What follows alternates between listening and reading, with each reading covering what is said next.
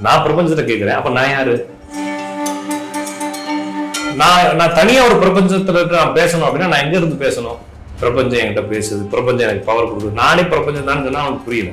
நாய், எருமை மாடு, சனிய, பேய் எல்லாம் சொல்லுவாங்க இல்லைங்களா? அந்த அந்த குழந்தை மேல இருக்கக்கூடிய அன்பையும் பொசசிவ்னஸையும் நான் எப்படி வெளிப்படுத்துறது? யாரு கேட்காதவங்க ஒரே ஒரு ஆள் சொல்லுங்க. ஏன்னா ஒரு வாரத்துக்குள்ள என்ன பிரதமர் ஆக்கி விட்டுரு எப்படியாச்சும் கஷ்டப்பட்டு. அப்ப நீங்க என்ன நினைச்சாலும் என்ன வேணும்னாலும் உங்களுக்குன்ற ஒரு விதி இருக்கு இல்லையா? உடையதான் செய்ய மாட்டேன். இது நீங்க எப்படி புரிஞ்சுக்கணும்னா மைண்ட் செட்னு இருக்கு இல்லைங்களா? எத்தனை குடும்பத்தை அழிச்சான்னு தெரியல, எவன் ஆட்டை போட்டா, அது மைண்ட் செட். உங்க வாழ்க்கை வளமுடன் ஆகவே ஆகாது. பேச முடியாதவங்க அப்ப செத்து போயிடுறாங்க. ஏதோ ஒரு மரபு ரீதியாக தொடர்ந்து வரக்கூடிய கம்யூனிகேஷன்ல பெரிய ஏறவை கொடுக்குறோம். பக்தி பிரபஞ்சம் 369 நேயர்கள் அனைவருக்கும் அன்பு வணக்கம். சார் வணக்கம். வணக்கங்க சார். இப்போ வந்து நம்ம பேசுற வார்த்தைகளுக்கு சக்தி இருக்கா? இப்போ வந்து நம்ம நிறைய பேர் எடுத்துக்கிட்டீங்கன்னா அவங்க பேசுறது நெகட்டிவா தான் பேசுவாங்க, தவறான வார்த்தைகள் தான் பேசுவாங்க. அது சில இதில் நீங்க பேசுனதுனால தான் நடந்துச்சு அப்படிங்கிற மாதிரி சொல்லுவாங்க. சிலர் வந்து ரொம்ப நன்மையா நல்ல வார்த்தைகள் பேசுறவங்களும் இருக்காங்க. அவங்க நன்மையா பேசுறது, நல்லது பேசுறதுனால தான் அவங்க நல்லா இருக்காங்கிற மாதிரியும் நம்ம பேசுறது நம்ம கேள்விப்படுறோம். ஸோ அப்படி இருக்கும்போது இந்த வார்த்தைக்கு சக்தி இருக்கா? Okay, clear. அப்ப நீங்க இந்த சேனல் பேர் பிரபஞ்ச ஞானம், பிரபஞ்ச பக்தி எல்லாம் வச்சுக்கிறீங்க. இப்ப என்ன சமீபத்துல மக்களுக்குள்ள இருக்கக்கூடிய தாட் அப்படின்னா, நம்ம ஏதோ பிரபஞ்சத்திட்ட கேட்கிறோம், கோடு வேர்டு பிரபஞ்சத்துக்கும் எனக்கும் கனெக்ஷன் இருக்கு அப்படின்னா நான் யாருன்ற கேள்வி இங்க வருது இல்லைங்களா? நான் பிரபஞ்சத்தை கேட்கிறேன், அப்ப நான் யாரு? நான் கேட்க உங்களுக்கு புரியும்னு நினைக்கிறேன். புரியுது. இப்ப இந்த கேமரால இருக்கக்கூடிய ஏதோ ஒரு போல்டு ஸ்க்ரூவை கழட்டி கொடுத்துட்டீங்கன்னா அது பேர் ஸ்க்ரூ. அதே ஸ்க்ரூவை கேமரால மாட்டிட்டா அது என்னன்னா அதோட பேர் கேமரா. அது தனி ஸ்க்ரூன்ற பேர் அதுக்குள்ள இல்ல. கண்டிப்பா கண்டிப்பா. அப்ப நம்ம பிரபஞ்சத்துல நம்ம ஒரு பார்ட் இல்லைங்களா? அப்ப என் பேர் என்னது? நானும் பிரபஞ்சம் தான். நான் தனியா ஒரு பிரபஞ்சத்துல நான் பேசணும் அப்படின்னா நான் எங்க இருந்து பேசணும் அப்படின்னா நான் வெளியே இருந்துடணும் இல்லைங்களா? பிரபஞ்சத்துக்கு வெளிப்பொருளாக நான் இருந்தாதான் அந்த பிரபஞ்சத்தை கம்யூனிகேட் பண்ண முடியும். நானே பிரபஞ்சத்துல ஒரு பொருள் இல்லையா? இப்ப நானே கண்ணாடி பார்த்து பேசுறது பைத்தியக்காரத்தன மாதிரி ஒரு அப்படித்தானே இருக்குது. நானே கண்ணாடி பார்த்து என்கிட்டயே ரெக்வஸ்ட் வச்சா என்ன ஆகும்? அப்ப நானே என்னிடம் ரெக்வஸ்ட் வைக்கிற மாதிரி இந்த பிரபஞ்சத்தின் ரெக்வஸ்ட். இது வந்து நான் புரிதல் குறைபாடுனால் மக்கள் வந்து அதை குழப்பிக்கிட்டு இருக்காங்க. பிரபஞ்சத்துல பேசுறேன், பிரபஞ்சம் என்கிட்ட பேசுது, பிரபஞ்சம் எனக்கு பவர் கொடுக்குது, நானே பிரபஞ்சம் தான் சொன்னா அவனுக்கு புரியல. அப்ப நம்ம ஒரு தனி பார்ட் கிடையாது. எனவே நம்ம இங்க பேசுறது சரியா வருமா வராதுன்றது பின்னால பார்க்கலாம். இப்ப தவறான வார்த்தைகள் பயன்படுத்துவதா? இப்ப என் பையன் படிக்கல எப்படி திட்டுவீங்க?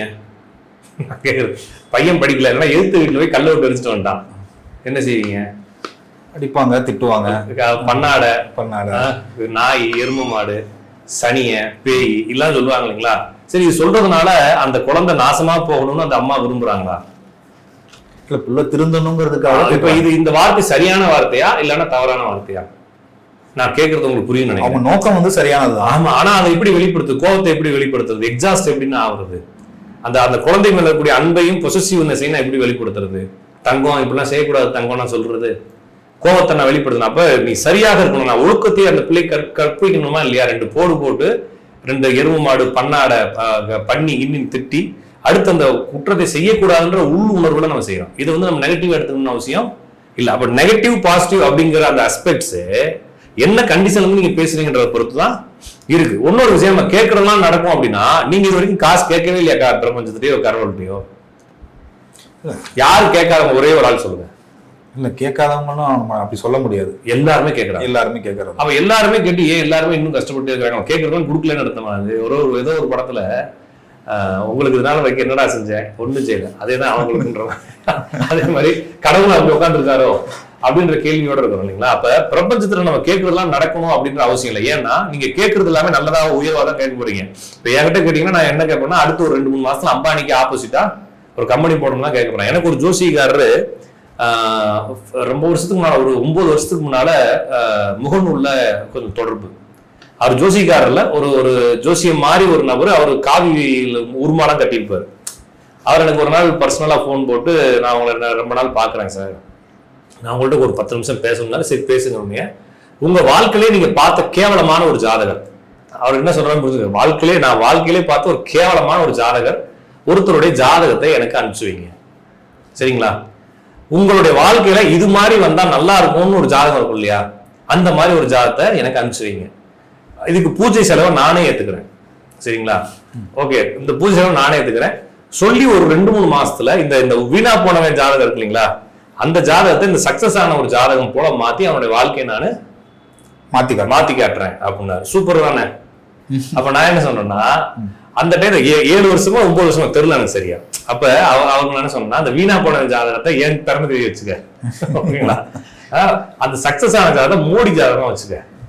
ஏன்னா ஒரு வாரத்துக்குள்ள என்ன பிரதமர் ஆக்கி விட்டுரு எப்படியாச்சும் கஷ்டப்பட்டு, ஃபீஸ் கூட நான் கொடுத்துட்றேன், நீ 5000 கேட்கறேன் 50,000 கொடுத்துட்றேன் அப்படின்ற மாதிரி நம்ம ஆசைப்பட்டதெல்லாம் நடக்குதா இல்லைங்களா. அப்ப நான் பெரிய ஆளாகணும்னு ஆசைப்படுறேன், என்னுடைய திட்டங்கள் எல்லாமே கப்பல் வாங்கணும், பிளைட் வாங்கணும் இருக்கு, நடக்குதா. நான் சைக்கிள் வாங்கவே முடியலையே. அப்ப மக்கள், நீங்க சின்ன வயசுல உங்க அப்பா உங்களை கோயில் கூட்டு போகும்போது என்ன சொல்லி வேண்டிட்டு வந்தாரு, நான் இப்போ ஜோசியர் ஆகி வீடியோல பேசணும், எனக்கு எங்க அப்பா கூட்டு போய் விட்டாரு, நான் போலீஸ் ஆகணும், கலெக்டர் ஆகணும், டாக்டர் ஆகணும்னு சொல்லி சாமி கும்பிட சொன்னார் இல்லைங்களா. நீங்களும் அப்படிதான் கும்பிட்டுருப்போம், நானும் அப்படிதான் கும்பிட்டோம். நல்ல புத்தியை கொடு, நல்ல செல்வத்தை கொடு, நல்ல ஒரு வாழ்க்கையை கொடுன்னு வேண்டியிருப்போம். இது வரைக்கும் அப்படிதான் வேண்டுறோம், இது வரைக்கும் நடக்கல. அப்ப நீங்க என்ன நினைச்சாலும் என்ன வேண்டாலும் உங்களுக்குன்ற ஒரு விதி இருக்கு இல்லையா. கல் இருக்கு, நான் ஒருத்தவங்களுக்கு ஒரு விஷயம் சொன்னேன், கல் இருக்குது, கல்லை நீங்க டெய்லி கும்பிடுறீங்க, கல்லு அடிபடாது, கல் காப்பாத்தோன்னு சொல்றீங்க. அந்த கல் 25 வருஷம் பூஜை போடுறீங்க, 25 வருஷம் கல் எடுத்து உங்க தலையில இருந்து என்ன ஆகும்னா உடையத்தான் செய்ய மாட்டேன். அப்ப நீங்க பேசுவதாலோ நீங்க எண்ணுவதாலோ வாழ்க்கை மாறுறதுல இது நீங்க எப்படி புரிஞ்சுக்கணும்னா மைண்ட் செட்னு இருக்கு இல்லைங்களா. மைண்ட் செட்னால உங்களுடைய வாழ்க்கை மாறலாம், அதுக்கு விதி வேணும் நான் சொல்றது. இப்போ மைண்ட் செட்னா என்ன அப்படின்னா, உதாரணத்துக்கு நீங்க போறீங்க, ஒரு ரிச்சான ஒருத்தன் வரான், ஒரு நல்ல காஸ்ட்லியான காரு. அது காஸ்ட்லியான காருனா எனக்கு ஒரு காஸ்ட்லி இருக்கும், உங்களுக்கு ஒரு காஸ்ட்லி இருக்கும். உங்களுக்கு காஸ்ட்லியான காருன்னு வச்சுக்கோங்க, ஒரு காஸ்ட்லியான காரு, ரொம்ப ரிச்சா இருக்கான், பக்கத்துல கார் நிக்குது, நீங்க பைக்லயோ குட்டி கார்லயோ நிக்கிறீங்க, திரும்பி பாக்குறீங்க, செம ரிச்சா இருக்கிறான். அவன் ஏன் ரிச் ஆனாலும் உங்கள்கிட்ட கேட்ட என்ன சொல்லுவீங்க? ஹார்ட் ஒர்க் பண்ணா. அப்படி யாரும் எத்தனை பேர் சொல்லுவீங்க? லக்குன்னு எவன்ட் ஆட்டை போட்டான்னு தெரியலன்னு சொல்லுவாங்க இல்லைங்களா. எத்தனை குடும்பத்தை அழிச்சான்னு தெரியல, எவன்ட் ஆட்டை போட்டா. அது மைண்ட் செட். அந்த மைண்ட் செட்டை வச்சு நீங்க எப்படி பிரபஞ்சத்தை கேட்டு என்ன பண்ணுவீங்க? அப்ப பிரபஞ்சத்தை நீங்க என்ன கேட்கறீங்க? காசு வேணும்னு கேட்பீங்க. காசு எப்படி வரும்? நீங்க என்ன மைண்ட் செட்ல இருக்கிறீங்க? யாராவது கெடுத்தாதான் ஆட்டை போட்டாதான் காசு வரும்னு மைண்ட் செட்ல இருக்கீங்க. இப்ப உங்களுக்கு எப்படி காசு பிரபஞ்சம் எந்த பக்கமா கொடுக்கும்? நீங்க எந்த மைண்ட் செட்ல இருக்கிறீங்களா? நான் ஒருவேளை கொடுக்கறதா இருந்தாலும் சொல்றேன். அப்போ வாழ்க்கையினுடைய உயர்வு என்பது, நான் இன்னொரு விஷயம் சொல்றேன். ஒரு நிறுவனம் ஆரம்பிக்கிறாங்க சரிங்களா. அந்த நிறுவனம் ஒரு 100ல இருந்து ஒரு 1000 கோடி ரூபாய் முதலீடு உள்ள நிறுவனம். அந்த ஓனர் பெரிய தத்தி, அவருக்கு எந்த ஒரு முடிவும் தெரியாது சரிங்களா. ஏதாச்சும் ஒரு ஆட்டோமொபைல் இண்டஸ்ட்ரின்னு வச்சுக்கோங்களேன், ஏதாச்சும் ஃபால்ட் வந்துச்சுன்னா பார்த்து சரி பண்ணி அனுப்புங்க அப்படின்னு வரத, அது ஏன் ஃபால்ட் வந்துச்சுன்ற அந்த நாலேஜ் கிடையாது. ஆனா இந்த நிறுவனத்தை ஓட்டுறதுக்கு ஒரு super CEO, super vice president, super general manager எல்லாம் பக்காவா ஸ்கெட்ச் போட்ட மாதிரி இருக்காங்க. இப்ப அந்த வைஸ் பிரசிடென்ட் அந்த கம்பெனி விட்டு போயிட்டாரு. கம்பெனி என்ன ஆகும் நீங்க சொல்லுங்க? கம்பெனி என்ன ஆகும் அப்படின்னா, கம்பெனி கண்டிப்பா ஒண்ணுமே ஆகாது, அப்படியேதான் இருக்கும். வேற வைஸ் பிரசிடென்ட் வருவார் இல்லைங்களா. இந்த அடுத்து சிஇஓ போயிட்டாரு, என்ன ஆகும்? ஒன்னும் ஆகாது, கம்பெனி அப்படியே தான் இருக்கும். ஜெனரல் மேனேஜர் போயிட்டாரு, ஒன்னும் ஆகாது. இந்த போன சென்ட்ரல் மேனேஜர், வைஸ் பிரசிடென்ட் 3 பேர் சேர்ந்து ஒரு கம்பெனி ஆரம்பிச்சிட்டானுங்க. அந்த கம்பெனி எப்படி என்ன ஆகும்னு நினைக்கிறீங்க? அந்த கம்பெனி உருப்படாது. அப்ப இதுல மைண்ட் செட் அப்படிங்கிறது, இந்த ஓனர் இருக்கான் இல்லைங்களா, இவனுடைய மைண்ட் செட்டும் விதியும் தாங்க மேட்டர். இவன் இந்த கம்பெனி பத்தி எதுவுமே நினைக்க மாட்டான். இவனுடைய மைண்ட் எப்படி பணத்தை ரெக்டிட் பண்ணணும், எப்படி எடுக்கணும், எங்க போடணும்ன்ற அந்த ஐடியாலஜி மட்டும் இவனுக்குள்ள மண்டைக்குள்ள இருக்கும். அதை யாருக்கும் அவன் என்ன செய்ய முடியாது, பிரசன்ட் பண்ண முடியாது. அப்படி பிரசன்ட் பண்றதா, ஏன்னா அவனுடைய பையனுக்கே அவனால சொல்லிக் கொடுக்க முடியாது. அப்படி சொல்லிக் கொடுத்தா வழிபடியா வந்துருவாங்க இல்லைங்களா. கண்டிப்பா நிறைய பேர் பாத்தீங்கன்னா பெரிய சக்சஸ் பண்ணா இருப்பான், அவனுடைய பிள்ளைங்க எல்லாரும் உருப்படா போயிடுவாங்க. ஏன்னா இந்த மாதிரி விஷயத்த அவங்களுக்கு ஸ்ப்ரெட் பண்ண முடியாது. அது அவங்களுக்கு மட்டுமே தெரிஞ்ச ஒரு நேக்கா இருக்கும். யார்கிட்ட எப்படி பேசணும், எந்த முதலீடு எங்க செய்யணும், என்ன மாதிரி, இந்த மாதிரி விஷயங்கள்ல மைண்ட் செட்டும் அவனுடைய விதியும் சேர்ந்து இயங்குதே தவிர, இவருடைய சிந்தனையினாலோ பேச்சுனாலே வாழ்க்கை மாறுவது கிடையாது. உங்களுடைய வார்த்தைகள் அப்படிங்கிறது சில மைண்ட் செட்ல இருந்து வந்துச்சுன்னா, அந்த மைண்ட் செட் வேணா வாழ்க்கையை மாற்றுமே தவிர அதுவும் விதிப்படிதான். வெறுமனே வார்த்தையை மட்டும் வச்சுக்கிட்டு நீங்க நல்ல வார்த்தையை சொல்லணும், நற்பவி சொல்லணும், வாழ்க வளமுடன் சொல்லணும், அதெல்லாம் சொல்றதுனால மட்டும் என்ன ஆகுதுங்க, உங்க வாழ்க்கை வளமுடன் ஆகவே ஆகாது. எத்தனையோ வளமுடன், வாழ்க வளமுடன் சொல்றவங்களுக்கு நான் வேணா ஓப்பன் சேலஞ்ச் பண்றேன். எத்தனை பேர் வாழ்க வளமுடன் சொல்லுவாங்க, அவங்க தங்கச்சி மேல கேஸ் போட்டு வச்சிருப்பாங்க, அவங்க அக்காவுக்கு போகக்கூடிய இடத்துல ஆட்டை போட்டிருப்பாங்க, பக்கத்து வீட்டுக்காரனோட சண்டையா இருப்பாங்க. அவங்க இதுக்கு வாழ்க வளமுடன் சொல்லணும். அப்ப வார்த்தைகள்ல மட்டும் எதுவும் இல்ல, உள்ளூர உங்களுக்கு விதி இருந்தால் நீங்க பேசாட்ட ஊமைக்கு வாழ்க்கையே இல்லையா. பேச முடியாதவங்க அப்ப செத்து போயிடுறாங்க.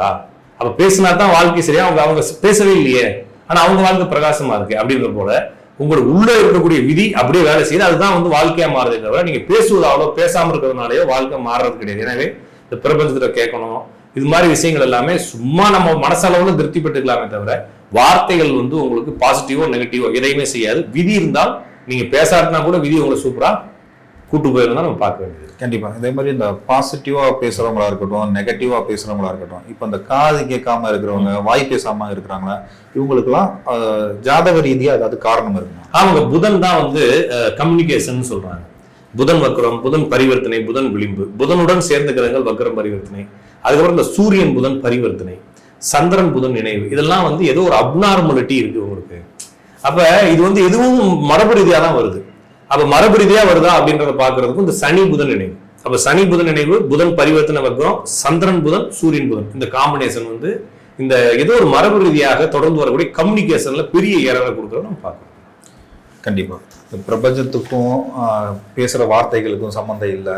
எல்லாருமே வந்து அவங்களோட பர்சனல் கேரக்டர் தான் காரணம். இல்ல விதியும் தான் காரணம். இதுதான் காரணங்கிறத ரொம்ப அழகா எடுத்து சொன்னீங்க. நீங்க கொடுத்த இந்த நேரத்துக்கும் நேர்காணலுக்கும் ரொம்ப நன்றி. நன்றி. வணக்கம்.